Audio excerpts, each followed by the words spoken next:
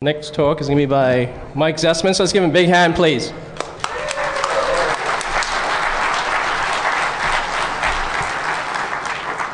All right, thank you very much. So yeah, this talk is about, what's it called? Oh yeah, criminal charges not pursued hacking PKI.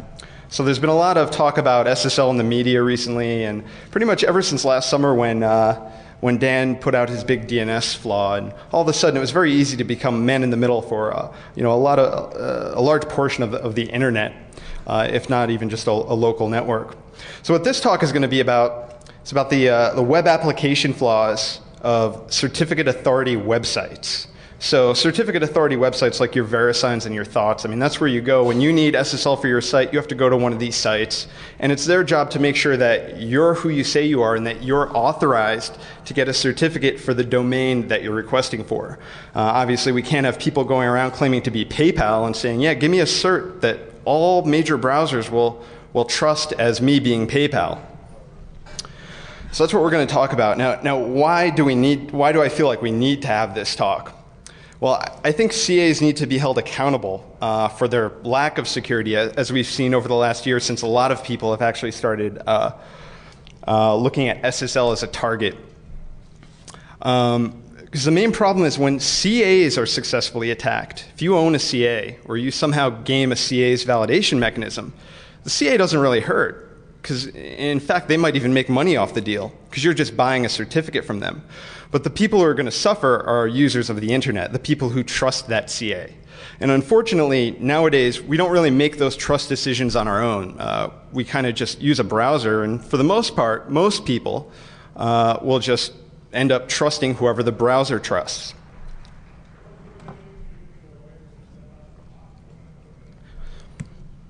So what I hope you guys take away from this presentation, we're going to talk about SSL rebinding, which is a new technique. I don't know how many people were at Black Hat. I don't know. Raise your hands. I know there were a couple. How many of you came and saw my talk? All right. How many saw my demos fail epically? Okay.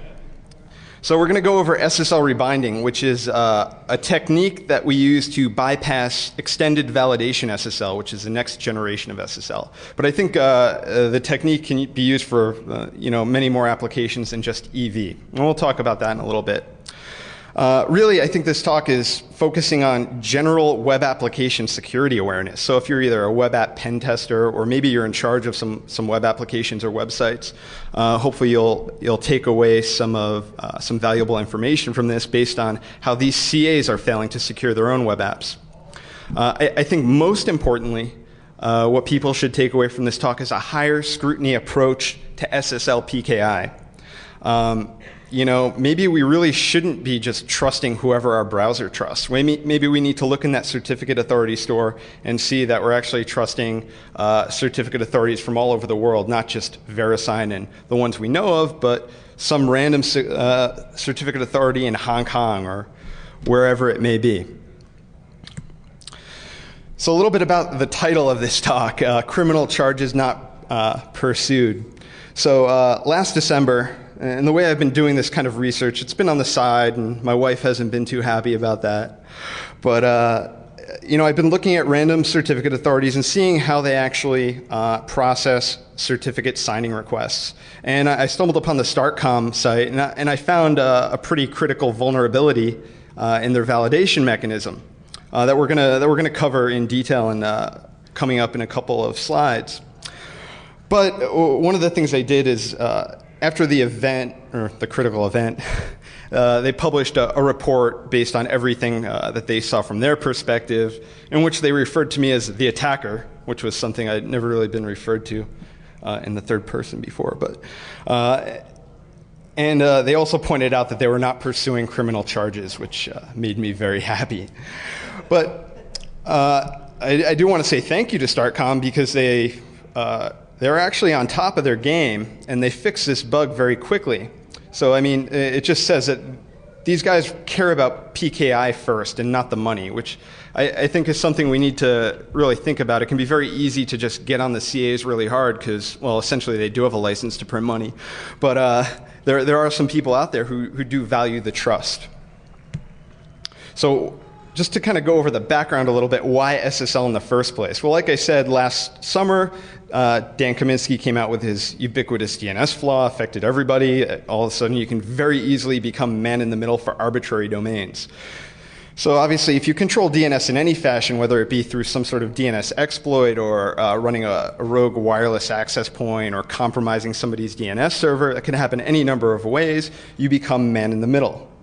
And there was a discussion on the Daily Dave mailing list, which I think Halvar Flaki said, well, this is why SSL was invented. SSL is put in place to ensure end-to-end trust, so that I know that my data going out on the wire is encrypted, and I have a good assurance that I know who I'm actually talking to. But DNS is just one thing. I mean, we still have ARP spoofing, insecure wireless networks, and all that. So I think SSL is a target regardless of whether or not you can man in the middle half the internet. If your target is one guy who happens to use an insecured wireless network at the neighborhood cafe every day, these techniques are still going to be of value to you. So a little bit more about SSL PKI in general. Last summer when I started looking at this, again, it was I was doing the talk on SSL VPNs at Black Hat, so SSL was kind of a big part of that. Kaminsky came out with his vulnerability, and I said, well, how hard is it to get an SSL certificate for a domain that you don't control? And it turned out to not be very difficult. I had one within a couple of hours. But moving forward from that, I started looking at SSL in general, SSL PKI, and you start to see that there's a really big attack surface involved in this technology. It's not just SSL clients and SSL servers, but it's the certificate authorities themselves. It's the crypto APIs that we use to generate our key pairs. It's the browser. It's the SSL VPN client and the indicators it shows to a user. All these things are subject to attack. And it actually branches out very quickly. I haven't touched this one in a while, but already I know there's one certificate authority threat in the middle. It's kind of hard to see, but it's the weaponized CSR, certificate signing request, which if anyone sat through Moxie's talk this morning, that's essentially what he had, a crafted CSR that will end up causing a certificate authority to give him a cert that's pretty much valid for any domain name. So the SSL threat model, I think, is, I like it. I'm going to put this out on the internet, up on my blog. I think it's going to change over time, but I think it's pretty cool that you can pick any one of these nodes on this tree and say, all right, well, I'm going to go after that. And unfortunately for everyone, it seems like a lot of these attacks and threats can actually be realized. So a little bit more about the SSL track record. So I said before, one of the core goals of SSL is actually to protect data in transit. So we know when we put our bytes out on the wire and they're traversing untrusted networks over the internet, that random people can't just, sniff our packets and see what we're talking about. And that works pretty well. Implementation-specific bugs aside, like we had the Debian pseudo-random number generator bug where a large number of keys turned out to be very weak, and we had some crypto attacks. But aside from that, for now, this is working well. One thing to note about this is encryption is free. Anyone with a crypto API can generate a key pair and start communicating using SSL. But then we also have site validation, which is another key component of SSL PKI. That's where we start talking about trust. And this is why when you go to a certificate authority, you have to pay them a little bit. This is their business. You give them a CSR, you pay them some money, they try to validate that you're authorized for the domain you're requesting a cert for, and then they give you the cert that's trusted by all the browsers. But when we talk about site validation, well, what does that mean? That means that when you're going to a website, you have a good degree of assurance that you know who you're talking to. If you're trying to talk to bankofamerica.com, SSL is supposed to let you know that you're really talking to the real Bank of America web server, not bank-america or bank-of-america.com or other sort of variations on the name. But what we see is that well over a decade, I think VeriSign actually came out with a press release last week saying in 14 years they've done, or they've sold 4 million SSL certificates, and that's just VeriSign. But well over a decade of profits has not yielded adequate phishing prevention. I mean, we're still dealing with phishing attacks in spite of SSL. And as Moxie has shown us, now we have things like null byte injection attacks in our certificate signing requests that offers a whole new attack vector, allowing attackers to kind of exploit this trust. One of the things, though, to combat phishing that certificate authorities and web browser vendors have come up with is called EVSSL, or Extended Validation SSL. They kind of work together in an organization called the CAB Forum, which is a certificate authority / browser forum. And it's like a nonprofit industry group where the browser vendors and the CAs work together to try and make progress. What they came up with, and it's been out for a couple of years, it's not widely deployed, but there are sites out there using it. I use Bank of America, they use EV. Are these EV certs. And essentially what EV is compared to regular SSL, which we've had for 14 years now at least, is that to get an EV cert requires rigorous offline validation process. This means you're showing your articles of incorporation, you're getting documents notarized. Essentially, it's not an automated process. It's not fill out a form on a web app, click a link, and get a trusted certificate, which is exactly what we have with DV, or domain validated SSL, which I'll just refer to as regular SSL from now on because it's easier to say. But essentially, so what's the difference between an EVSSL certificate and a regular SSL certificate? Well, in this screenshot, you see that we have this, or we're connecting to PayPal.com, and we have this green badge right next to the address bar. When we click on that green badge, we actually see identity information about the legal identity of the organization running www.paypal.com for that connection. And that's what we're going to talk about in another slide. But essentially, the idea behind EVSSL is to give your typical end user a very easy method of quickly recognizing what site they're connected to and then making a trust decision based on that identification. Now, what a lot of people are saying now, in light of some of the research that I did with Alex Soderov and that people have done before us, like Colin Jackson and Adam Barth, is that EV is only supposed to prevent phishing attacks. It's not supposed to prevent man-in-the-middle attacks. But like I said in the previous slide, there are two things that SSL in general is supposed to do. Number one, protect our bytes on the wire, make sure it's encrypted. And number two, site validation. Give us some idea of who we're actually talking to so that we can trust them. And I think the idea that EVSSL is only supposed to now all of a sudden fix one of those problems, the site validation, and not protect against man-in-the-middle attacks is flawed and a number of steps backwards. Just another couple of technical notes about EV versus regular SSL is that you could install your own certificate authority cert inside a browser or inside a certificate trust store. And all of a sudden, any regular SSL certs that you create and sign will be trusted by the browser, meaning you're not going to get warnings and pop-ups all over the place. With EV, that's a lot different. The EV root certificate authorities are actually hard-coded in the web browser. So you're not going to be able to get your own EV root into IE. You will be able to get your own EV root into Firefox if you jump through a lot of hoops and write a lot of code and compile your own version. So EV is kind of the next generation of SSL, but we still have DV, or regular SSL, and we still trust both of them. So what I'm kind of focusing on right now, because the EV certs, you have to, like I said, jump through all these offline hoops. You have to talk to people on the phone and fill out paperwork, talk to lawyers, all this nonsense from my perspective. But getting a DV certificate is still rather easy. It's still, for a lot of certificate authorities, an automated process. So just to kind of step through that, I don't know, maybe a show of hands, who here has ever purchased an SSL certificate from okay, maybe about less than half.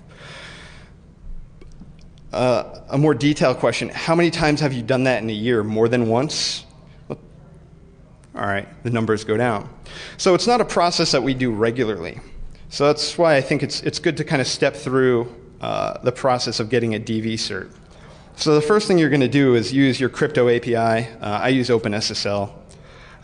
You generate a private key, and then you generate a certificate signing request or a CSR. The CSR contains the public key, the other half of the key pair.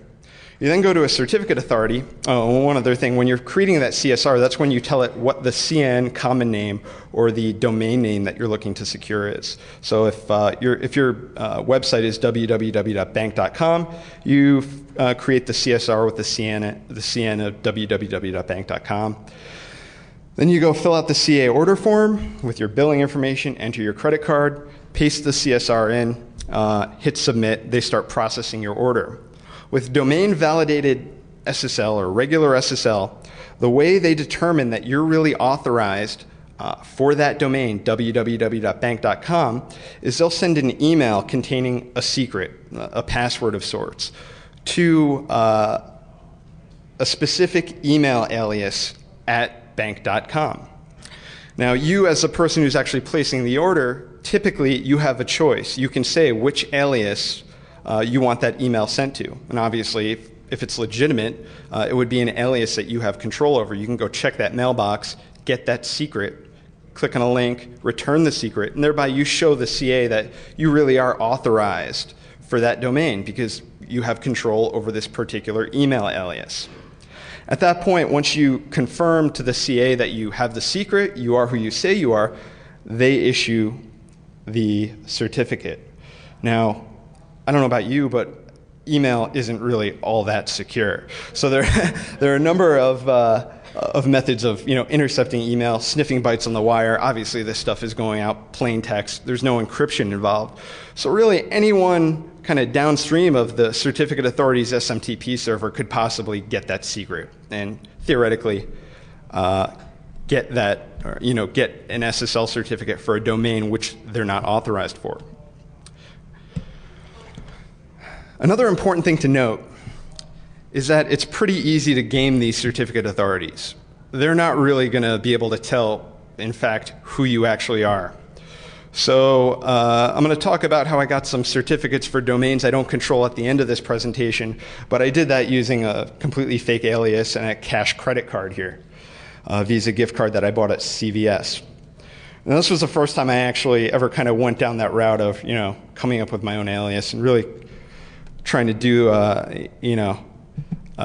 not reveal my own identity. And the one fatal flaw in my plan is that when I picked up the cash credit card, I didn't check the expiration date on it, and I actually bought one that was expired.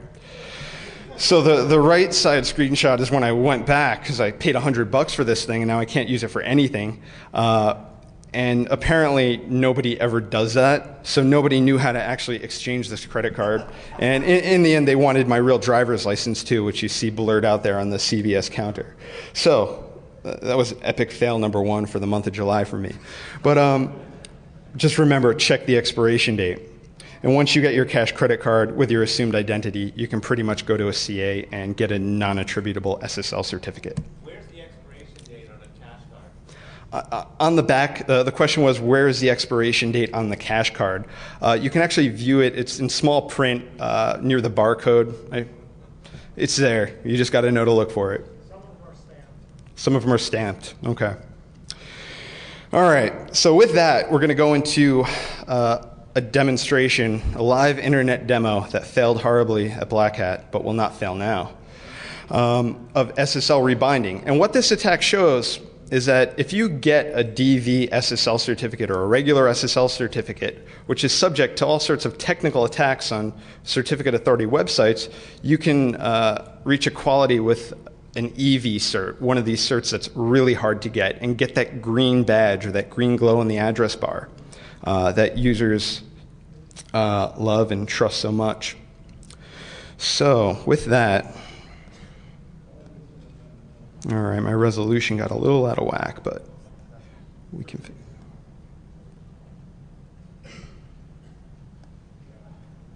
it. So here in my XP workstation, this is our victim.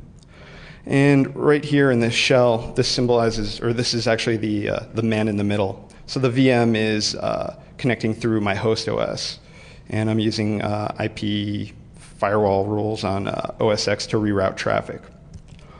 So we'll start our proxy here.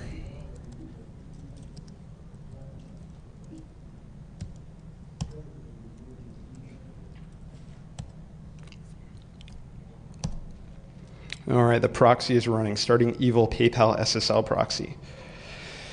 And I'll type in HTTPS.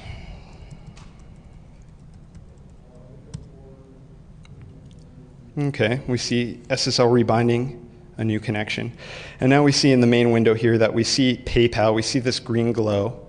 If I click on it, it says it's run by PayPal Inc.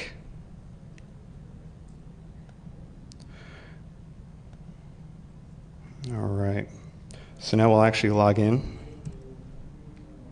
And two things you need to look at here. Number one, I want you to look at the green bar.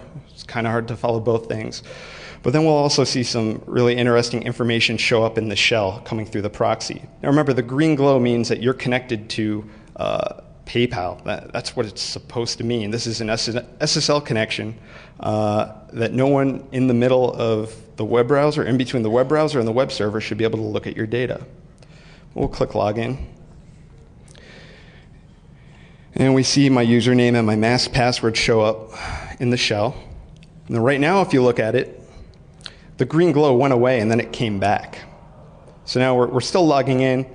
We see some more information over in the shell now. We see that how much money is in my PayPal account, even though we have the green glow. So what we've done, what SSL rebinding actually is it's an active man-in-the-middle proxy that's saying, okay, for this TCP connection where you're requesting the login page, I'm going to let you terminate SSL with the real web server and the EVSSL certificate, and thereby showing the green glow in the web browser.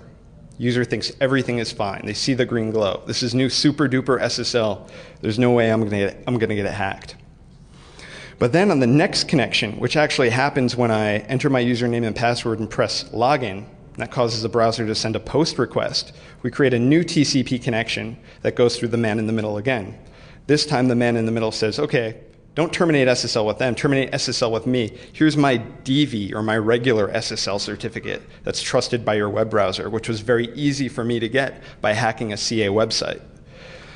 The browser says, okay, that's fine with me, terminates SSL, sends the bytes over the wire right through the man in the middle, who captures all your data in plain text. That goes through to or the man in the middle actually captures that data at this point. And instead of actually proxying it to the real web server, he keeps it and sends a redirect request down to the client, causing the client to send that request again. And this time when the client sends a request, the man in the middle says, okay, terminate with the real SSL server, with the real web server, EVSSL, and bang, the green glow comes right back with no prompt to the user. The only way a user would know that anything is going on is if they see that the green glow goes away, but that could just be normal behavior to begin with. So that's an SSL rebinding attack.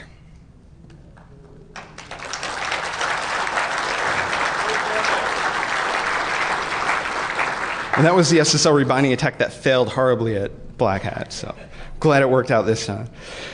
All right. So move along at 25 minutes left, it looks like. So one thing we need to know about SSL rebinding is that we need to man in the middle every other connection. Typically when you're man in the middling anything, you think, oh, I want to get everything. But really in a web browser session or web application session, you're only going to need either the username and password or maybe post-authentication actually capture the user's session cookie. So what would happen if we tried to man in the middle every TCP connection and terminate with SSL and then redirect the browser is we'd get stuck in a loop and the user would never see the green glow. So we came up with a very simple solution for this, and that's simply to count each connection coming out of the client and alternate. You're not guaranteed to get every request, but if you miss the username and password, well then you're going to get the authenticated session cookie later on. So it works very well. You know, in reality, you only need to capture one HTTP connection. The other interesting thing that I think was kind of novel about about this attack is that you don't need to use 302s all the time, because sometimes you need to intercept a post request and you need to get the browser to resend the post data. So you can do that two ways. You can use a 200 response, send down an HTML page with some JavaScript that redirects the browser with a fabricated form using all the data that was captured by the man in the middle. Or you can send down a 307, which is a variation of a 302, which tells the browser to replay the post and send the post data. There were some interesting things there. Firefox would obey the request, but it would prompt the user and say, hey, this website wants us to replay. Should we? Press OK or press no. IE would do the same thing, but without the prompt. IE would replay the request. This is IE7 I'm talking about.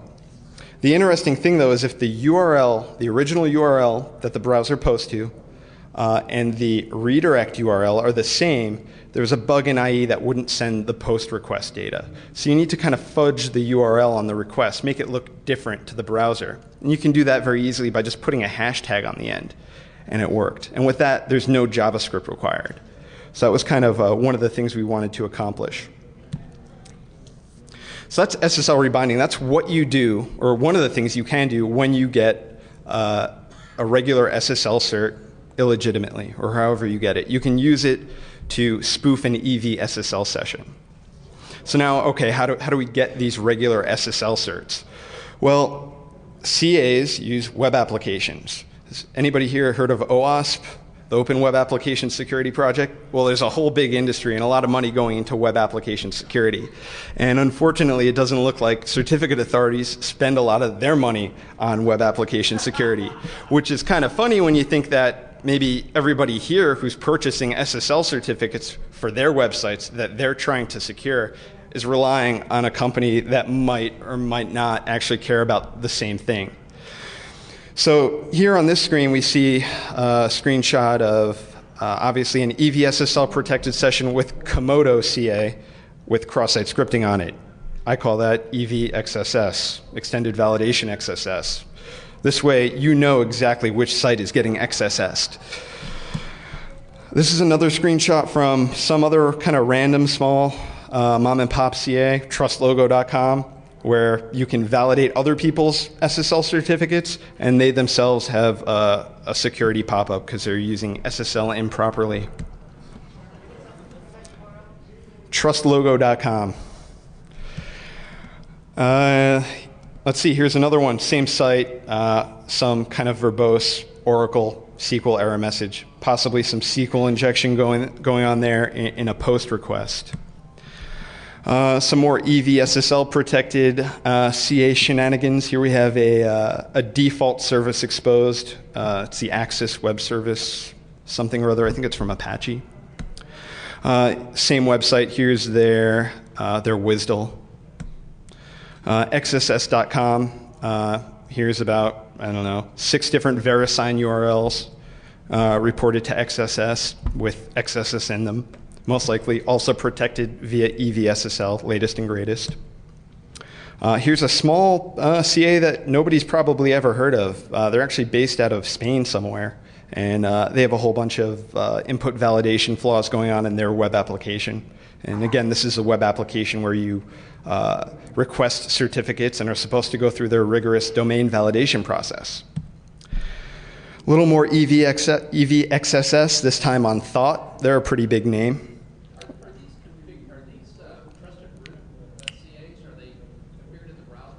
So the question was, are these trusted root certificate authorities? Are they trusted by all the major web browsers? And the answer is yes. This is an interesting one. It doesn't look like much, but last summer when I was poking around trying to get my very first illegitimate SSL certificate, basically the website I was looking at failed open. It was I guess, to put it simply, the web application said, well, I don't really know who you are, so I'm going to show you everybody else's data, and you pick the data that you want. So I've done my best to mask somebody's tax ID number there. But that was a major certificate authority as well, somebody who should know better. Now, last summer, the certificate that I did end up getting was a certificate for login.live.com, which if anybody knows about Microsoft service offerings, Hotmail, Passport, login.live.com is the main authentication portal. That's where you post your credentials to. What I didn't know at the time, though, I got this regular SSL cert. They actually used an EVSSL cert. So last summer, I could have been doing this talk, but, well, who knew? So, we see now that certificate authorities, they're not doing everything they need to be doing. But then still, well, why would somebody want to hack a certificate authority? Well, number one, they're just like any other e-commerce website. They're storing personal and business information. They've got credit card numbers. But personally for me, I'm not out to do this for any, malicious purposes, but it's kind of funny that they have one purpose, and that's to make sure that they give certificates out to the people who are authorized to have them, and they just seem to be failing at that. So I say for the lulz, too, because it's pretty funny when you get one. But to come at it from a more technical point of view, we want to take advantage of the trusted private keys. The trusted private keys that the CAs hold are what can sign a certificate to make it trusted by all these common web browsers, be it IE or Firefox, as well as other things like code signing certificates or personal email certificates. A little bit about the certificate authority security measures in the domain validation process. Some of the things they look at are domain registration records. Some of them actually have phone authentication validation processes, which I haven't really explored. But mostly they focus on this email to this predefined list of authorized email addresses and the use of secret tokens. So they send an email to the email address specified, and they send the secret. Now, what these tokens look like actually varies from CA to CA. So the first one we see from Thought looks a lot like an MD5 hash. I've tried to guess what's in it. I haven't been able to. The second one is from GeoTrust. I believe they're owned by VeriSign. Below that is the Komodo authentication token. And then each CA has their own URL where this token or secret needs to be passed into, and that's where they say, well, we don't know what this token is, you can't do anything, or, okay, we know that token, do you want to approve this SSL certificate and let it get issued? So that's really the key, that's one of the keys there. If you can figure out how a certificate authority generates this secret, you can own that certificate authority and generate as many certs as you want. I haven't been able to do that yet. Maybe one of you can. One other thing I found is that some CAs actually have a blacklist, meaning that if you try to get a certificate for I tried to get one for verisign.com and I got flagged. I got a little greedy there. So there are sites that are on these blacklists, and that's okay. I mean, it's better than nothing, right? That's good for VeriSign, good for Bank of America, good for PayPal. But what about, I don't know, DOD.mil or DOD.gov or whatever random host name it is any one of us might be trying to secure? For example, sslvpn.yourcompany.com. Probably not going to be on the blacklist. Now, before we get into the real CA attacks, I just kind of wondered. I don't know, people leak stuff on the internet all the time. So yeah, you can Google for RSA private keys. I spent a whole day going through every one in Google, and it's kind of cool, it's funny. I only ended up getting one full key pair. I found their private key like this, and then I just downloaded their SSL certificate, put it together, and it was for, I don't even remember the domain name. If Bank of America is going to fall victim to this, we got bigger problems to worry about. But still, kind of funny, kind of cool. This past winter, though, you probably heard about the MD5 Collision Attack, where a number of researchers used 200 PlayStations and some crazy crypto attack to generate their own rogue certificate authority. This kind of trumps anything I'm going to talk about, because I'm talking about getting a cert here, a cert there. These guys were able to build their own certificate authority that was just trusted by every major web browser. And they did that by exploiting weaknesses in MD5 hashing algorithm, which has been known to be broken for a while. So they did this crazy crypto attack using their 200 PlayStations, but the type of crypto attack they did was called a chosen prefix, where they had to get something from a specific certificate authority with known data that they've provided. And the way they did that was through an automated script that basically got certificates out of this certificate authority through their web application.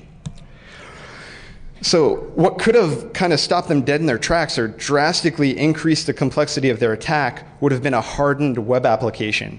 The two specific attributes that they needed to be able to predict in the certificate authority were the time of issuing, the exact time in seconds that the certificate was issued, and the serial number. And they were able to do that through this web app. If this web app just added a simple random time delay in the issuing process, I mean milliseconds, seconds, nothing much, would have drastically increased the complexity of this attack. Similarly, if they used non-predictable serial numbers, that would have happened. So essentially here, yeah, we've got a broken crypto algorithm and this crazy crypto attack, but if the web application was designed with a defense in-depth attitude, maybe this attack wouldn't have happened. Another certificate authority attack that happened last year, a user simply went to a reseller of the Komodo certificate authority, asked for a cert for Mozilla.com, and got it. The answer, validation was turned off. Whoops. When I started looking at some Komodo resellers, what I found was that the reseller itself actually controls the whole authorization process. So while Komodo goes through the web trust audit and jumps through all these hoops and pays a lot of money to actually become trusted by a web browser, they sign up resellers and then just offload the whole process of validating certificate requests on them. So what you see here in this screenshot, I set up a domain to capture the email containing the authorization code, and it actually came out of the CA reseller's shared hosting environment's SMTP server. So what that means is, hey, you own that shared hosting environment, well, you can pretty much generate certificates signed by Komodo at your will. But why try and own the shared hosting environment when you can just sign up and be a Komodo reseller with a cash credit card? So that's on my list of things to do. Now here's the attack that actually kind of spawned the title of this talk. There's another certificate authority called StartCom, which I stumbled across. Essentially, they do it a little bit differently, where they have a validation mechanism that you go through. You become validated for a domain, and then you can request certificates for that domain. So here I am. I'm requesting to be validated for Intrepidusgroup.com, which is the company I work for. And then they say, okay, well, we're going to send the verification email to one of these 3 email addresses. Pick one. I picked one, but then I man in the middle of my browser session using a local client proxy like Paros, and I changed it from whatever it was to my Gmail account. And then I checked my Gmail. And then I got the secret.